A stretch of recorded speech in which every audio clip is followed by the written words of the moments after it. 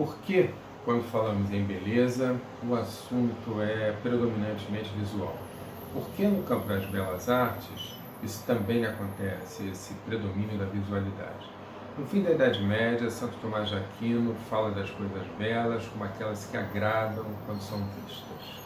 Os grandes clássicos de história da arte, pensamos em Tennyson, pensamos no Argan, pensamos no Gombrich, também falam em arte como um fenômeno eminentemente visual. É como se a visualidade falasse por todos os sentidos. Santo Agostinho já fala nisso, já no início da Idade Média. Por que esse predomínio da visualidade? Isso é cultural ou existe um outro motivo para isso? Se essas perguntas te interessam, continue conosco. Eu sou João Ganzaroli, você está no nosso canal de Filosofia da Arte e é muito bem-vindo. Já na Grécia Antiga, sabia-se que nada entra no intelecto sendo que não tenha passado antes pelos sentidos. A visão, a audição, o olfato, o paladar e o tato. Esses três últimos, o olfato, o paladar e o tato, são sentidos diretamente ligados à sobrevivência. E a beleza, como sabemos, e já foi visto em alguns encontros nossos, a beleza agrada por si mesma, é algo que não está ligado à sobrevivência. E o tato, o olfato e o paladar têm um comprometimento direto com ela. Isso faz também com que, nesses sentidos, haja um consenso universal, por exemplo. Os odores agradáveis agradam em qualquer cultura, em qualquer época. Os desagradáveis, aqueles que nos ameaçam a sobrevivência, são também universalmente repudiados. É assim. Há variantes aqui e ali, mas no sentido geral é de fato desse modo que acontece. Não há quem prefira o cheiro de monóxido de carbono ao cheiro das rosas, por exemplo. Então, é nesse sentido que estamos falando em consenso. E há também uma saturação muito definida. Todos já tiveram essa experiência, estar passando por um jardim, sentir o cheiro agradável das flores, voltar para recuperar a sensação, ela já é um pouquinho mais fraca, logo depois mais fraca ainda, e daqui a pouco ela se neutraliza, é tudo muito rápido nesse sentido. Há uma saturação muito grande no tato também, o prazer que o tato promove é muito rápido. Podemos considerar o prazer sexual como um prazer tátil. Ele é muito rápido e ele se dissipa muito rapidamente, é um ponto de saturação muito definido. E ele está diretamente também ligado à nossa sobrevivência, o tato, não só nesse contexto, porque é desse modo que se dá a reprodução humana, e o prazer sexual é um estímulo para que ela ocorra, crescer e multiplicar-vos. Assim é. E também no tato há esse consenso, não há quem prefira colocar a mão no espinheiro a colocar a mão numa superfície lisa, por exemplo, no crono, no couro, no tronco de uma árvore, por exemplo. O tato é, já falando no espinheiro, lembramos disso, um sentido ligado à dor. E a dor também está ligada à nossa sobrevivência, porque ele é um alerta. Ele é um alerta de que algo nos ameaça, por exemplo, uma dor de dente. É bom que ela ocorra, porque é um sinal de que pode haver ali uma infecção com consequências muito mais graves do que a própria dor. E os olhos, os ouvidos, ali é diferente.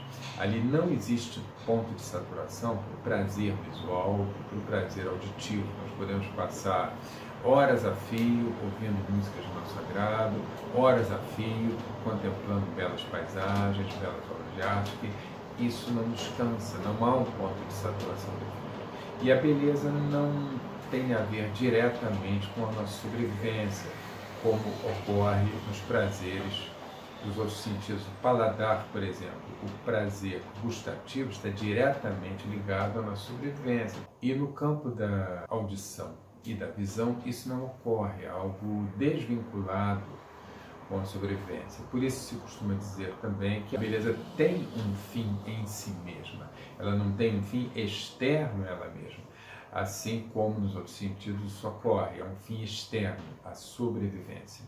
No caso da beleza, não. Ela se basta a si mesma, ela vale por si mesma.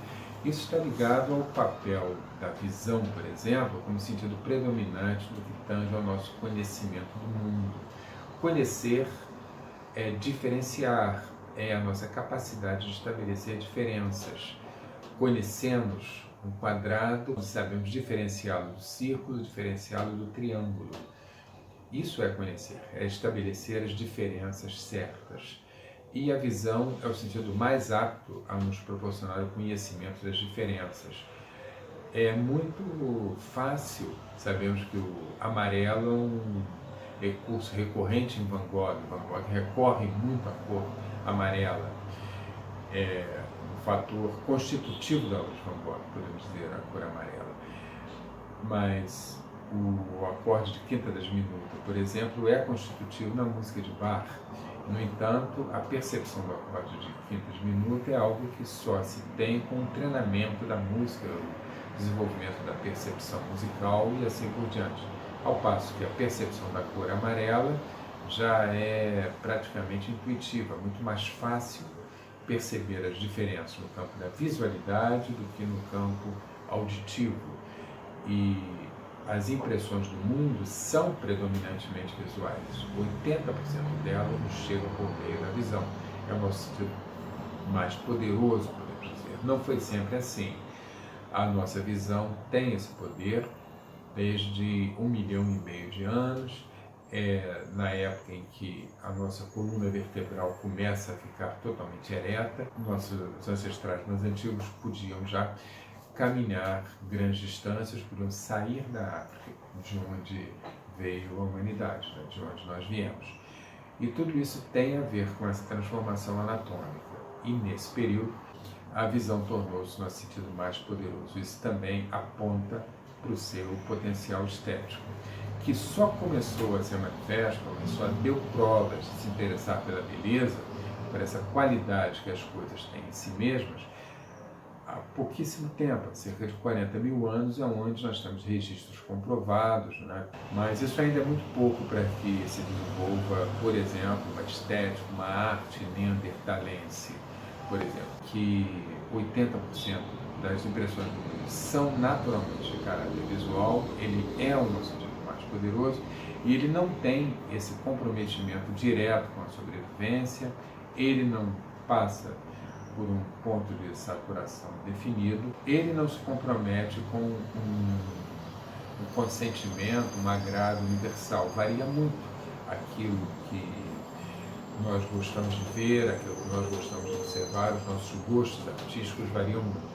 Isso também se dá no campo auditivo, que é aquele que ocupa o segundo lugar em termos de quantidade da percepção do mundo, percentual, em condições normais. Uma pessoa que não tem nenhuma deficiência sensória, cerca de 10% do mundo entra nessa pessoa por meio dos ouvidos, e o restante, os 10% restantes, pelo tato, pelo olfato e pelo paladar, sempre permanecendo cerca de 80% para a visão. Isso dá esse caráter predominantemente visual às artes, e, em segundo lugar, às artes auditivas. A música e a literatura. Originariamente, a literatura é uma arte auditiva, vai se tornar escrita muito tempo depois. A escrita é um fenômeno que aconteceu há pouquíssimo tempo. Muitas perguntas permanecem, o assunto é simples de certo modo, mas sempre gerando novas perguntas.